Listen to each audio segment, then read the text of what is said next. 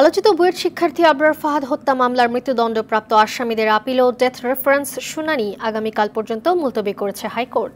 সোমবার বিচারপতি A.K.M. আসাদুজ্জামান ও বিচারপতি সৈয়দ এনায়েত হোসেনের দ্বৈত বেঞ্চ এই আদেশ দেন।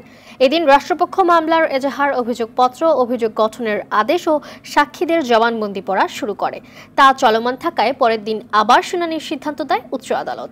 মামলার নথি থেকে জানা যায় 2021 সালে বাংলাদেশের প্রকৌশল বিশ্ববিদ্যালয়ের শিক্ষার্থী আবরারকে পিটিয়ে হত্যা মামলার রায়ে 20 জনের মৃত্যুদণ্ড ও 5 জনকে যাবজ্জীবন সাজা দেয় বিচারিক আদালত।